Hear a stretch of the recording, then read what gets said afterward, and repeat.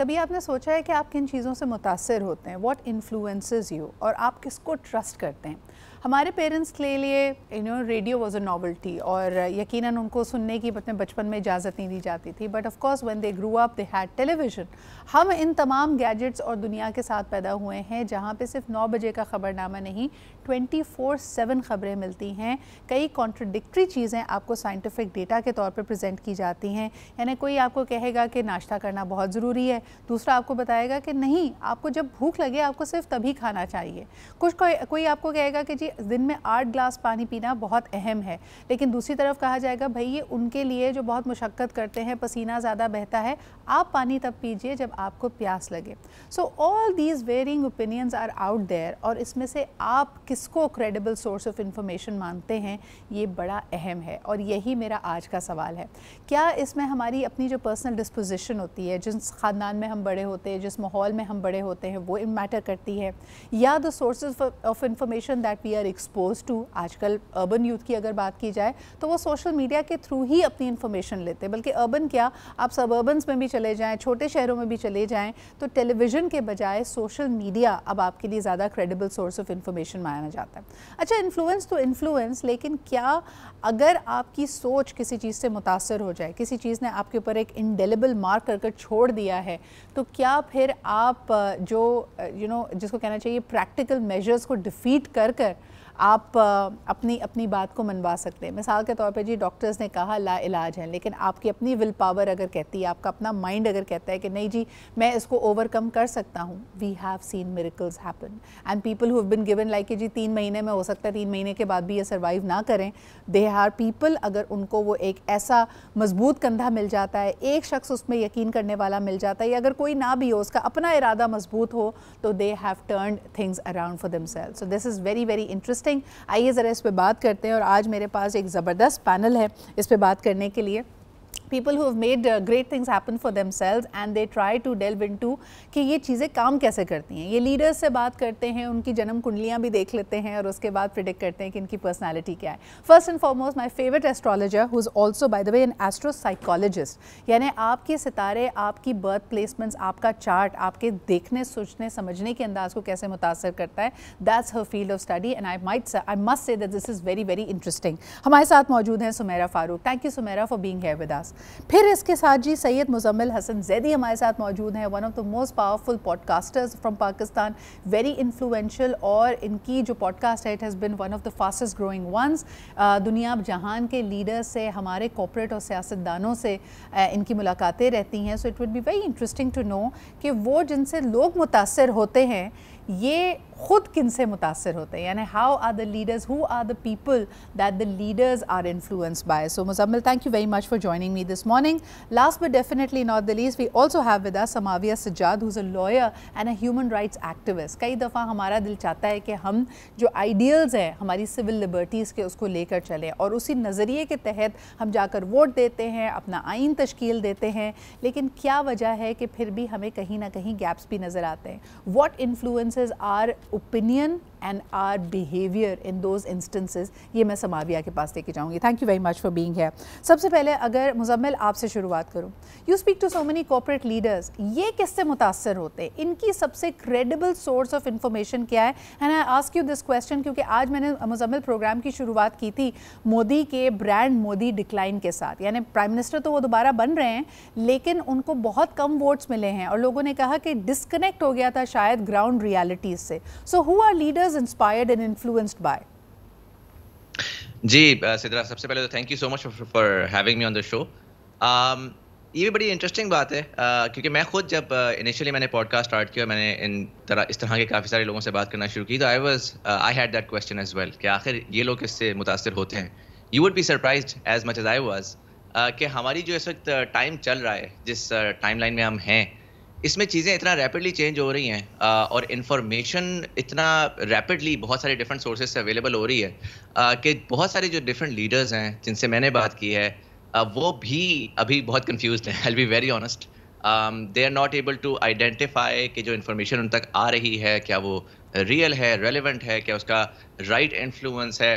क्या वो फैक्चुअल है इन अ लॉट ऑफ वेज। तो यहाँ पर बड़ा इंपॉर्टेंट आई थिंक इसको डिफरेंशिएट करना कि इन्फॉर्मेशन और नॉलेज में डिफरेंस क्या है। इन्फॉर्मेशन कुछ भी आप मुंह से अगर निकाल रहे हैं तो वो इन्फॉर्मेशन है थियोरेटिकली, कुछ भी अगर आप सोशल मीडिया पे लिख रहे हैं तो वो इन्फॉर्मेशन है। लेकिन नॉलेज के अंदर थोड़ा सा विजडम आता है, वो उस इन्फॉर्मेशन से स्किम थ्रू करके फाइनली आइडेंटिफाई करता है कि यार क्या इसमें जो बोली गई चीज़ है इसमें कोई वैल्यू है कि नहीं, कोई रेलेवेंस है कि नहीं। तो अगर जो आपका ओरिजिनल क्वेश्चन है कि जो बहुत सारे लीडरान हैं पाकिस्तान में, चाहे वो कॉर्पोरेट के हों चाहे वो सियासी हों, unfortunately at this point in time they are also very confused and that's okay क्योंकि evolving time। हाँ बिल्कुल सही कह रहे हैं। मैं कल अपने एक टीम मेंबर की टाइमलाइन देख रही थी, उन्होंने बड़ा इंटरेस्टिंग क्लिप शेयर किया हुआ था कि क्या आपको पता है अगर तो आप AI पे, सोशल मीडिया पे और बिग डेटा पे रिलाई कर रहे हैं कि ये आपके लिए इन्फ्रेंसेस ड्रॉ करेगा, ये आपको इन्फ्लुएंस करेगा और इसके पास देखो मशीनी ताकत है बहुत सारे डेटा को एक साथ एनालाइज करने की। Sumera, it has been found that AI has now unfortunately developed the ability to manipulate data, यानी वो आपको झूठी एक पिक्चर दिखाकर आपको मैनिपुलेट कर सकता है। This is very very detrimental to the हमारे आने वाले वक्तों के लिए। तो फिर सोशल मीडिया पे किस हद तक रिलाई किया जा सकता है to form an opinion? So let's talk about it. So conscious biasness हम इसको कहते हैं कि आप biasness through the ads, through information और आपकी टाइमलाइन को टारगेट करके आपको ऐसी इंफॉर्मेशन पहुंचाई जा सकती है जिससे आप इन्फ्लुएंस हो। और इसके अंदर प्रोपेगेंडा भी आ जाता है बहुत सारा, जिसके अंदर फेक न्यूज़ भी आ जाती है। Yes and it all benefits the corporates. Let's talk about that. तो ये सिचुएशन है। हाँ अच्छा सुमेरा, मुझे ये बताओ कि जो हमारी बर्थ प्लेसमेंट्स हैं, क्या कुछ सितारे वाकई ऐसे हैं जो इजीली इन्फ्लुएंस हो जाते हैं दूसरों से? बिल्कुल ऐसा है। कुछ लोग होते हैं जो कि इजीली इन्फ्लुएंस हो जाते हैं और कुछ लोग होते हैं जो बिल्कुल इन्फ्लुएंस नहीं होते, और दोनों में प्रॉब्लम है। प्रॉब्लम क्या है कि जो इन्फ्लुएंस नहीं हो रहे वो लर्निंग की तरफ नहीं जाते, वो कहते हैं बस मैंने सोच लिया है यही है, इससे आगे जाना नहीं है। और जैसे अगर टेक्नोलॉजी जा रही है तो वो हमेशा कहेंगे हमारे टाइम में तो ये होता था। लेकिन देयर आर पीपल जो कि इजीली इन्फ्लुएंस होते हैं, अच्छे तरीके से भी और बुरे तरीके से, जो कि अपने आप को बेहतर करने की कोशिश करते हैं, which is a good thing. बिल्कुल सही। अच्छा जी, तो social media has unbridled power, लेकिन कई दफ़ा देखने में ये आया, ख़ास तौर पे अगर हम सिर्फ साल 2024 को देखते हैं समाविया, तो भारत में और पाकिस्तान में सोशल मीडिया बुरी तरह फेल हुआ है। और फेल इस तरह हुआ है कि हमें दोनों ममालिक में जो इलेक्शन से पहले एक तसव्वुर और तासुर और प्रोजेक्शन दी जा रही थी कि रिज़ल्ट्स ऐसे होंगे, रिज़ल्ट्स उससे बहुत बरक्स आए हैं। मैं अभी भारत के ताज़ा तरीन इलेक्शन से तो उस पर बात कर लेते हैं। उनके एग्ज़िट पोल्स के मुताबिक मोदी साहब बड़ी भारी अक्सरियत से आ रहे थे, लेकिन एग्ज़िट पोल के रिज़ल्ट्स एक्चुअल रिज़ल्ट से जब कंपेयर किए गए तो सिर्फ उड़ीसा में उनकी प्रेडिक्शन सही साबित हुई, बाकी तमाम स्टेट्स में प्रेडिक्शन गलत थी। What happened? आपके ख्याल में सोशल मीडिया और रियलिटी में इतना बड़ा गैप कैसे आ रहा है? जी Samavia, can you hear me? जी सॉरी, अब आपकी आवाज़ थोड़ी सी डिले आ रही थी। अच्छा, सबसे पहले जब हम सोशल मीडिया की बात करते हैं, it is very important to realise कि वहाँ पे हर इंफॉर्मेशन सही नहीं होती है। ये होता है कि अक्सर लोग, जैसे आपका टॉपिक भी है टू फिट इन, या देखते हैं कि अगर मेजॉरिटी लोग किसी तरफ जा रही है, कोई चीज़ प्रॉबेबली उन्हें सोशल मीडिया पे फेमस कर रही है, मार्केट कर रही है, वो उस तरफ लाइन पे जाकर और उस तरह के कमेंट्स और उस तरह के प्रॉबेबली जो हमारे मीडिया पोल्स होते हैं उनकी फेवर में बोलना शुरू कर देते हैं, रादर देन जो एक्चुअल ट्रू रिजल्ट्स होते हैं। जहाँ तक आपने इलेक्शंस की बात की है, हो सकता है बहुत से ऐसे लोग हों जो जाकर वोट भी नहीं करते and they are just sitting besides their phones, और वो वहाँ पे अपने कमेंट्स और वोट्स किए जा रहे हैं। बिल्कुल। तो ये एक बहुत बड़ा फैक्टर हो सकता है कि जिस वजह से रिजल्ट्स वेरी करें। दूसरी चीज़ ये हो सकती है कि बहुत सारी यूथ है सोशल मीडिया पे, यूथ के पास प्रॉबेबली अभी वो नेशनल आईडी कार्ड और राइट टू वोट भी नहीं होगा, और वो लोग ज़्यादा, स्पेशली इन दोनों ममालिक की बात की जाए तो वो लोग ज़्यादा सोशल मीडिया पर इंफॉर्मेशन शेयर कर रहे होते हैं rather than the age group who will actually go out there and vote। और एक गैप इन दोनों कंट्रीज़ में ये भी देखा गया है कि जो एकेडमिक्स और इंटेलेक्चुअल्स हैं वो थोड़ा सा सोशल मीडिया से अभी तक रिफ्रेन कर रहे हैं। They still rely on print media या न्यूज़ या टेलीविजन वगैरह पे रिलाई कर रहे होते हैं। तो ये भी एक बहुत बड़ा रीज़न हो सकता है कि कोई एक बड़ा वेल थॉट आउट और वेल एजुकेटेड या मेजॉरिटी व्यू वहाँ पे नहीं आता, रादर देन हेयर से व्यू हमारे पास सोशल मीडिया पर आ जाता है। बिल्कुल सही। अच्छा, ये बड़ी एक इंटरेस्टिंग डिबेट हो सकती है पूरी दुनिया के लिए कि सोशल मीडिया पे जो मुतहरिक हैं और अपने नज़रियात का एक तरह से उसको मकबूल कर रहे हैं, उसका इजहार कर रहे हैं, वो कितने वाकई इफ़ेक्टिव साबित होते हैं लोगों को स्वे करने में और पोल्स पे वो सक्सेस लाने के लिए। एक छोटा सा ब्रेक लेते हैं। ये तो थी जी हाल अहवाल, एक यूनिवर्सल हमने अप्रोच ली टूवर्ड्स पॉलिटिक्स, लेकिन अब आते हैं कि हम रोज़मर्रा की ज़िंदगी में किन चीज़ों से इंस्पायर होते हैं। It is very interesting to know कि कल मैं एक और जर्नल पढ़ रही थी और उसके अंदर उन्होंने कहा कि अगर आप इंडिया की बात करें तो आप सरप्राइज्ड होंगे कि 61% ऑफ द एडवर्टिजमेंट्स, क्योंकि वहाँ पे डेटा ये कलेक्ट किया जाता है, 61% of the advertisements of junk food is directed towards children. और उन्होंने कहा कि एक विशियस साइकिल ये क्रिएट करता है कि जब बच्चे इतनी कम उम्री से इन बड़ी दिल लुभाने वाली चीज़ों के एड्स देख रहे होते हैं तो उनका एक अजीब सा रिलेशनशिप वो ओबेसिटी की तरफ भी जाते हैं, जंक फूड ईटिंग की तरफ भी जाते हैं और आप यंग एज से उनको मुतासर कर लेते हैं। क्या हमारे यहाँ कोई ऐसी स्टडी की जा रही है जिसके अंदर ये कहा जाए कि भाई कितने जो भी आपको एड्स दिखाए जा रहे हैं वो एडल्ट्स की तरफ डायरेक्टेड हैं, बच्चों की तरफ डायरेक्टेड हैं, बच्चों की लॉयल्टीज़ को बदल कर आप उनको किस तरफ लेके जाना चाहते हैं? हमें कौन सी चीज़ें मुतासर करती हैं, कौन से लोग मुतासर करते हैं? उमूमी तौर पे अगर आप हमारे माशरे को देखें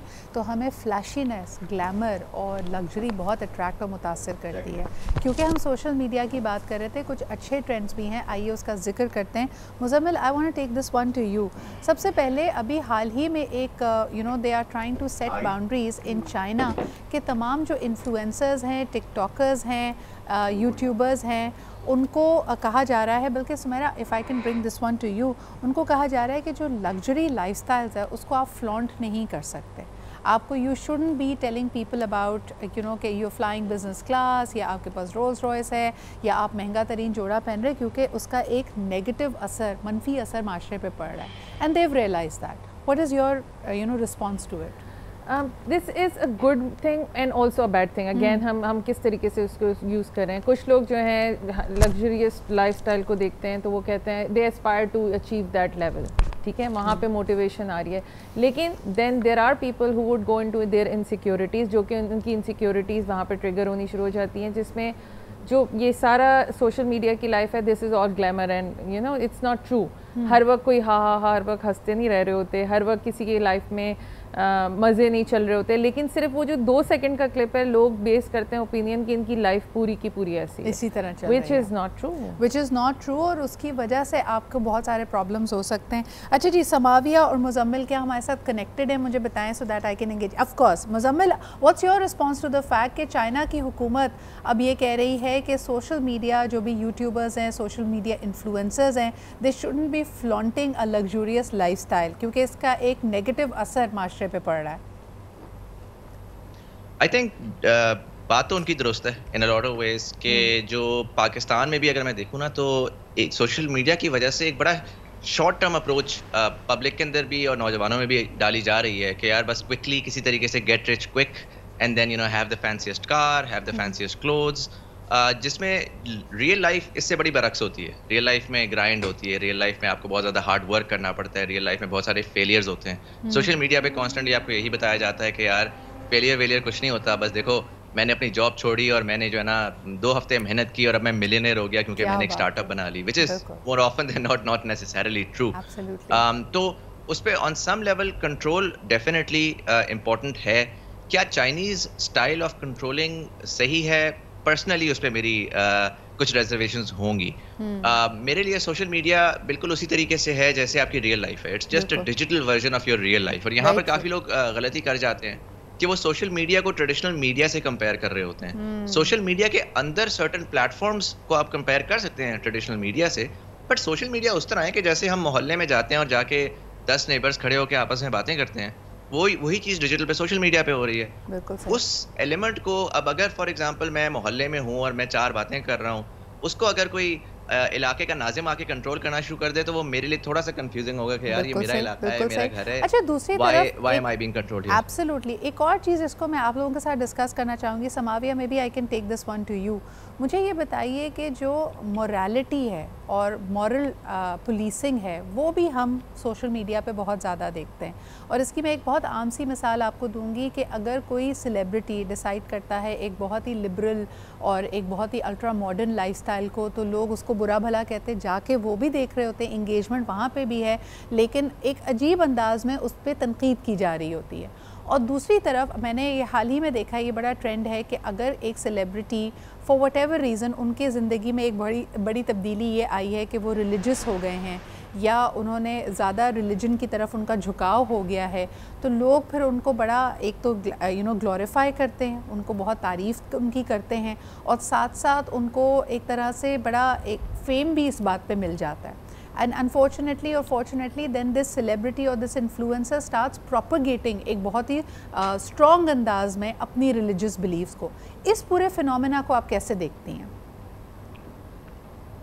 Yes, I believe it's a very ये आपने दोनों पहलू दे दिए साइड्स के। हाँ। सबसे पहले जहाँ पे सोशल मीडिया सेलिब्रिटीज़ पे हमें एक्सेस देता है, we are able to communicate to them और we are able to see कि उनकी लाइफ में क्या हो रहा है। वहीं पे जहाँ पे पहले हम मैगजीन्स पढ़ के 2-3 जैसे लोग घरों में बैठे हुए या उन्होंने कमेंट कर दिया, अब ये होता है आप उनकी हर लाइफ पे कमेंट कर सकते हैं and then a lot more people have access to it। फिर वो उस पर फर्दर कमेंट्स ऐड करते हैं। अब जब आप लीगली बात करें तो लीगली चीज़ की पनिशमेंट होगी, सैंक्शन होगी, कंपनसेशन होगा। अब मॉरल पुलिसिंग का हर किसी का अपना क्राइटेरिया, आपका ब्रॉट अप, स्कूलिंग, एजुकेशन सब कुछ मैटर करती है। बिल्कुल। अब जब इतने सारे लोग मिलके एक ही बंदे की लाइफ पे कमेंट करने लग जाते हैं, आई थिंक वो एक बड़ा नेगेटिव फिनोमेना है हमारे यहाँ सोशल मीडिया का। बिल्कुल सही। समावे ये बात अगर सुमेरा के पास लेके जाऊं, बिल्कुल सही। सुमेरा, किसी ने हिजाब लेना शुरू कर दिया, सडनली यू विल सी माशाल्लाह सिस्टर, अल्लाह ने आपको हिदायत दी, इस तरह के बहुत सारे कमेंट्स उसके नीचे आना शुरू हो जाएंगे।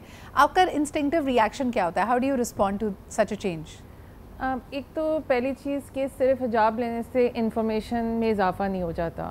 तो ऐसा होता है कि किसी ने हिजाब लेना शुरू किया, अब वो प्रीचिंग की तरफ आ जाते हैं, जहाँ पे आई डोंट थिंक कि वो एक्सपर्ट भी हैं टॉपिक के, मगर समझा ऐसा जाता है कि अगर कोई हिजाब ले रहा है तो उनकी जो नॉलेज है वो भी एक साथ इंक्रीज़ हो गई है। ऐसा नहीं होता है और उसमें बहुत सारे मिसलीडिंग फैक्टर्स भी होते हैं, जहाँ पे जो मैं देखती हूँ सोसाइटी में, they start looking down upon people, कि हम दूसरों को जज करना शुरू कर देते हैं कि अच्छा, एक और चीज़ सुमेरा तुमने अभी नोटिस की होगी, a few of our celebrities have gotten married again and ये उनकी दूसरी अटेम्प्ट एट शादी है।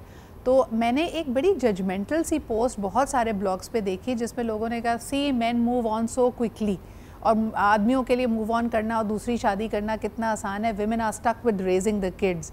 What was your response to this post? मेरा ख्याल है कि इधर अपनी इनसिक्योरिटीज़ आ जाती है, क्योंकि लोग अपने आप को महान या बहुत अच्छा समझने के लिए दूसरे को बुरा साबित करने की कोशिश करते हैं। स्पेशली विद सेलिब्रिटीज़ बहुत ज़्यादा प्रोजेक्शन होती है कि हम तो ऐसे नहीं हैं, हम तो मॉरल हैं, हमारे जो वैल्यूज़ हैं वो बहुत अच्छी हैं, ये तो बस ऐसे ही हैं, लेकिन मज़ा उनको उनकी इन्फॉर्मेशन को प्रोसेस करने में। बिल्कुल सही। एक कॉलर हमारे साथ है, उनकी बात सुन के फिर हम ब्रेक पे जाएंगे। हेलो, अस्सलाम वालेकुम। वालेकुम सलाम, good morning Sidra Iqbal. Good morning याया, क्या हाल चाल है आपके? भाई हम तो आपसे बड़े इन्फ्लुएंस है, बात ही। बहुत शुक्रिया, that's very kind of you. लेकिन देखिए बात ये है कि मैं सुमेरा की बात सुन रहा था, बहुत I totally agree with her. देखिए बात ये है कि हम जो फेक लाइफस्टाइल है ना, बाकी रियली ऐसा ही है, और वो जो लोग स्ट्रगलिंग पोजीशन में होते हैं और वो नहीं कर पा रहे होते तो लोग उनके कहते हैं देख लो यार ये ऐसी बेहुदा हरकतें कर रहा था, इतने से यहाँ तक पहुंच गया, तुम भी कुछ ऐसा कुछ बना लो। लेकिन हर कोई ऐसा कर नहीं सकता, हर कोई ऐसा हो नहीं सकता। लेकिन मेरा क्योंकि टाइम कम है, I just want to ask that question, एक आपका भी ये इसमें टिकर भी कर रहा था, हम अपने जहन को कैसे मजबूत बनाएं, हम इनसे इन्फ्लुएंस कितना होना चाहिए, कितना नहीं होना चाहिए, क्यों होना चाहिए। ये जो आपकी जो बाउंडिंग्स है, ये आपकी अंडरस्टैंडिंग, वो विल क्रिएट दिस अंडरस्टैंडिंग।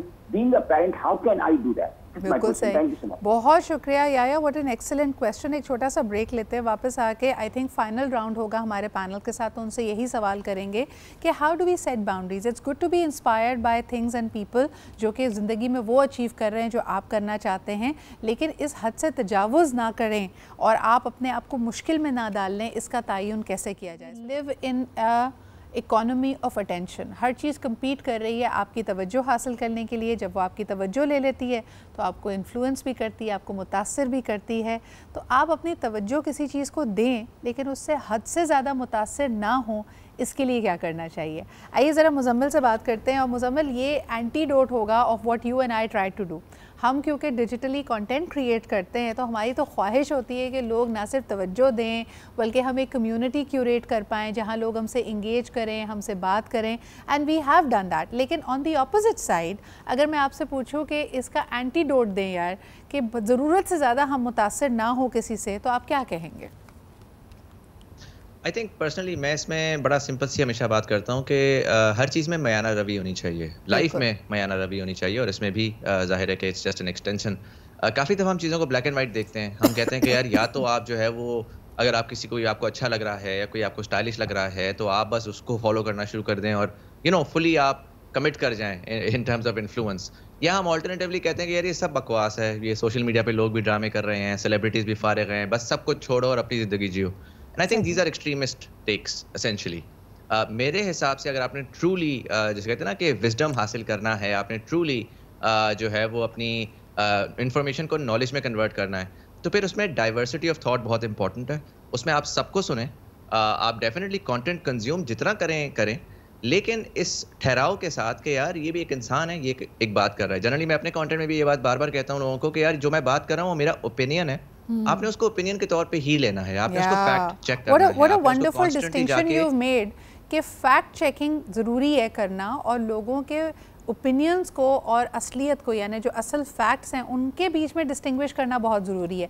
लेकिन अक्सर ऐसा हो नहीं पाता ना मुज़म्मिल। अगर मुझे आप पसंद हो और मुझे आपके बात करने का अंदाज पसंद है तो आप जो भी कहोगे कभी कभार एक सर्टेन लेवल पे unconsciously, subconsciously I put my trust in you and I will get influence and I will trust you in whatever you say. I think that's very normal in terms of human behavior कि मेरी बात किसी के पास इतना time नहीं होता कि हर वक्त जो है वो जाके फैक्ट चेक कर रहा हो, which is why I said कि आपने सिर्फ एक चीज़ करनी है। आप अगर फैक्ट चेक करने का टाइम है आप कर लें, लेकिन आपने डाइवर्सिटी ऑफ थॉट को ना आपने अपनाना है, और आपने उस ठहराव के साथ कि अगर फॉर एग्जांपल कोई मेरे से बहुत इन्फ्लुएंस है, हो सकता है कि ऐसे मार्केट में लोग हों जो कि मेरे से बरक्स बात करते हों।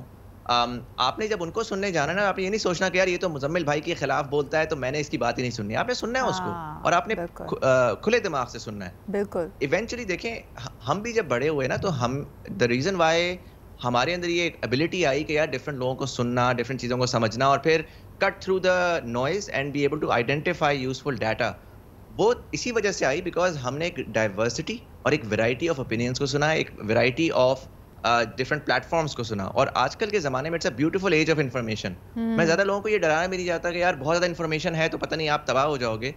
मैं ये कह रहा हूँ we live in actually live in a beautiful time जहाँ पर बहुत ज़्यादा इन्फॉर्मेशन हमारे पास फिंगरटिप्स पे अवेलेबल है। एब्सोल्युटली मुज़म्मिल, मुझे ऐसा लगता है कि इसमें ना लॉजिक के साथ साथ दिल का बड़ा ताल्लुक होता है। कई लोगों की बातें आपके दिल को लगती हैं। सो मुझे ऐसा लगता है कि हार्ट विजडम की तरफ भी थोड़ा सा जाना चाहिए। सो मेरा आप क्या कहोगी कि हर चीज़ को अगर हम ये सोचते रहें कि ये फैक्चुअल है नहीं है, ये साइंटिफिक है नहीं है, कुछ लोग आपको यू लाइक देम इर्रिस्पेक्टिव, आप उनसे इख्तिलाफ़ कर सकते हैं लेकिन आपको उनकी कोई अदा पसंद होगी, और ऐसे बहुत सारे लोग आपको मिलेंगे। मिसाल के तौर पे मोइन अख्तर साहब मरहूम या फिर उमर शरीफ साहब के, आपको हो सकता है उनका सेंस ऑफ ह्यूमर बड़ा कुछ लोगों को गेटो लगता हो कि यार ये बड़ी अवामी अंदाज में बात करते हैं, लेकिन फिर भी उनकी बातें दिल को छूती थी। इसी तरह आमिर लियाकत साहब, यानी उनको भी काफ़ी कंट्रोवर्शियल रहे, बट पीपल जो उनको पसंद करने वाले थे वो उनको पसंद करने वाले थे।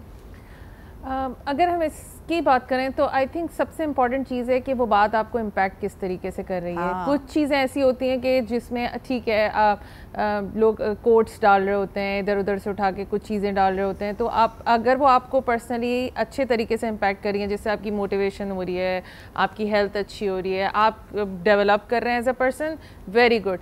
बट कुछ चीज़ें ऐसी हैं जिसके अंदर वो फैक्ट होते हैं कि फॉर एग्जाम्पल स्टीरियोटाइपिंग करते हैं कि you know men are like this, या हेट मॉन्गरिंग करते हैं। Yes, मैं ये समझना चाहूँगी कि देखिए हमें याद रखनी चाहिए अपनी तारीख को भी। APS के वाक़ये के बाद हमने एज अ नेशन डिसाइड किया था कि हम हेट मॉन्गरिंग नहीं करेंगे, नफ़रत अंगेज़ी को ख़त्म करेंगे, लेकिन Samavia we haven't been able to do that. आज भी आप देखिए फ़िरका वाराना सोच आपको बहुत ज़्यादा सोशल मीडिया पे नज़र आएगी।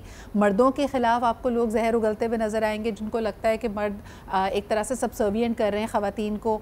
जो कंजर्वेटिव थाट है वो आज के मॉडर्निज़म को बुरा भला कहती हुई नज़र आएगी कि देखा जी बच्चियों को पढ़ा दिया या काम करने की इजाज़त दे दी तो वो हाथ से ही निकल गई।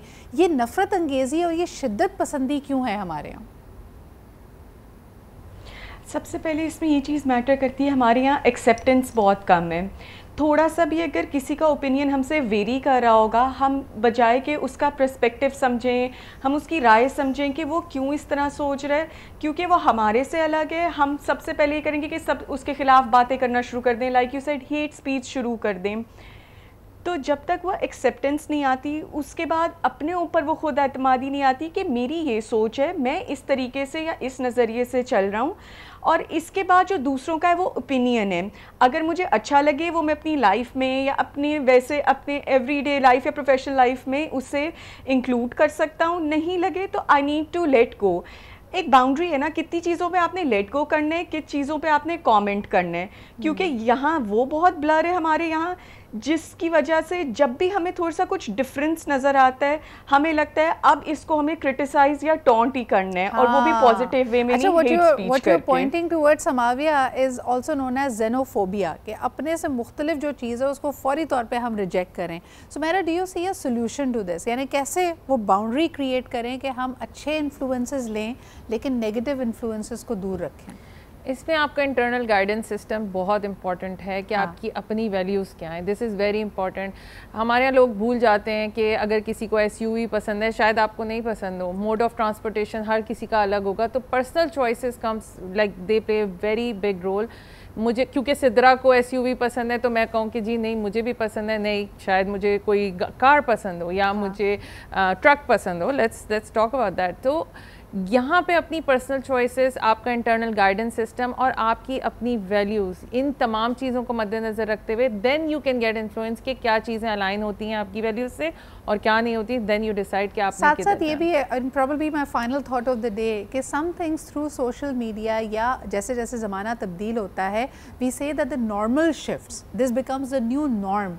Muzammil, do you see that to be something to worry about, कि आपको लगता है कि हमारा जो नॉर्म है, पहले कई चीज़ों ये भी एक माशरे में एक रब्त पाई जाती है कि जैसे तलाक बहुत ज़्यादा कॉमन नहीं थी, अब लोग ये समझ रहे हैं क्योंकि तलाक कॉमन हो गई है, उसकी एक एक्सेप्टेंस आ गई है, एक ख़ास तादाद में लोगों को तलाक हो चुकी है, देव गॉन थ्रू द एक्सपीरियंस, तो हमारे यहाँ एक सोशल एक्सेप्टेंस आ गई। लोग कहते हैं कि ये अपने आप में लोगों को मुतासिर करता है, राग़िब करता है, जो कि मैं एक ऐसी थॉट है, मैं कभी इसको I can never buy this thought कि जी अगर मेरे इर्द गिर्द बहुत सारे लोगों को डिवोर्स हुई है and they feel it's all right to part ways, तो मैं भी इंक्लाइन हो जाऊँगी। ये ओवर सिंप्लीफाइड नहीं है आपके ख्याल में?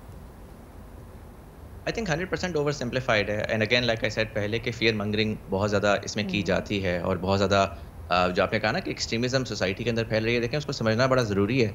सोशल मीडिया ने सिर्फ और सिर्फ सोसाइटी को जोड़ा है। इससे पहले हम अपने अपने छोटे छोटे साइलोज़ में रहते थे, और सोसाइटी को जोड़ना एक बड़ी खूबसूरत और अच्छी चीज़ है, क्योंकि उससे हमें एक दूसरे को समझने का मौका मिलता है। अब जाहिर है जब पहली दफ़ा आप कनेक्ट होंगे, जब पहली दफ़ा आप जुड़ेंगे, तो उसमें आपको डिफरेंसेस पहले वाजे होंगे, और उन डिफरेंसेस की वजह से हमारे अंदर जो एक्सट्रीमिज्म हमें उभरती हुई नज़र आ रही है, वो एक लॉजिकल आउटकम है। लेकिन आहिस्ता आहिस्ता इसमें जो डिफरेंट एक्सट्रीम साइड्स हैं वो आपस में कम्युनिकेट करेंगी और वो दरमियान का रास्ता अपनाएंगी। तो जो फियर है कि एक साइड जो है ना वो आपको बिल्कुल ही गजब अजीब से साइड पे ले जाएगी, that's more often the not true. अच्छा, वैसे ये भी कॉमन रहा है ना मुज़म्मिल, मुझे लगता है हमारे ग्रैंड पेरेंट्स हमारे बच्चों हमारे वालदैन को रेडियो सुनने से रोकते थे, ये सोच के कि भाई रेडियो उनको बिगाड़ देगा। हमारे माँ बाप हमें डिश सैटेलाइट के प्रोग्राम से दूर रखते थे, अब हम कोशिश कर रहे हैं अपने बच्चों को सोशल मीडिया से दूर रखने की। एक खौफ की फ़िज़ा हमेशा रहती है, क्या कहेंगे मुज़म्मिल? नहीं वो बिल्कुल है, लेकिन उसमें मैं जो लास्ट कमेंट अगर मैं करूं तो मैंने अपने पेरेंट्स को देखा, उन्होंने पहले कॉन्स्टेंटली मुझे बोला कि ये देखो अपना टाइम ज़ाया करता है सोशल मीडिया पे, अपना टाइम ज़ाया करता है सोशल मीडिया पे, और आज अब इतना पलट चुका है कि मुझे रात को 2 बजे अपनी अम्मी के पास जाना पड़ता है कि खुदा का वास्ता है व्हाट्सएप बंद करें और फोन बंद करें और सो जाएं। तो वो लाइक आई सेड कि इवेंचुअली वो फुल सर्कल आता है भाई। पेरेंट्स ने और बुजुर्गों ने तो माशाल्लाह दाखिला लिया हुआ है व्हाट्सएप यूनिवर्सिटी पे, उसमें जो चीज़ आती है उन्होंने समझ लिया है कि ये बिल्कुल सही है और फिर कार्य खैर के तौर पे उसको आगे बढ़ाना, आगे फॉरवर्ड करना भी बहुत ज़रूरी है। But I think it's very cute, they trying to get connected to the digital space. और बेशक वो आपको व्हाट्सएप पे जुम्मा मुबारक का या गुड मॉर्निंग का अच्छा सा मैसेज करते हैं, ये उनका तरीका है आपके साथ जुड़े रहने के लिए। बहुत शुक्रिया। हमारे साथ मुजम्मिल मौजूद थे, समाविया हमारे साथ थी and Sumera. We are all trying to grapple and understand these changes जो कि एक नेक ब्रेक स्टेज पे हमारे साथ स्पीड में हमारे सामने आ रहे हैं। लेकिन अहम ये है कि हम अपना जो हुदूद हरबा है उसको बना कर रखें और हमें पता हो कि हमारा वैल्यू सिस्टम क्या है। अच्छा जी, आखिर में आप सबसे गुजारिश करना चाहूँगी ख़ास तौर पे दुआओं की, क्योंकि आज जैसे मैंने कहा था कि मैं इंशाअल्लाह ताला अपने पहले हज के लिए रवाना होने वाली हूँ। तो this is my final live show before हज और इंशाअल्लाह ताला आप दुआ कीजिएगा साथ खैरियत के ये फरीज़ा पूरा हो तो उसके बाद आपसे दोबारा मुलाकात होगी। हमने कुछ रिकॉर्डेड शोज़ आपके लिए रखे हैं, उसमें हज स्पेशल भी है, ईद स्पेशल्स भी हैं और इसके साथ साथ सोशल मीडिया पे तो मैं आपके साथ जुड़ी ही रहूँगी। लेकिन एक दफ़ा फिर साथ खैरियत के साथ ये फरीज़ा पूरा हो उसके लिए मुझे दुआओं में याद रखिएगा। अपना बहुत ख्याल रखें। इंशाअल्लाह ताला जल्दी मुलाकात होती है। खुदा हाफ़िज़।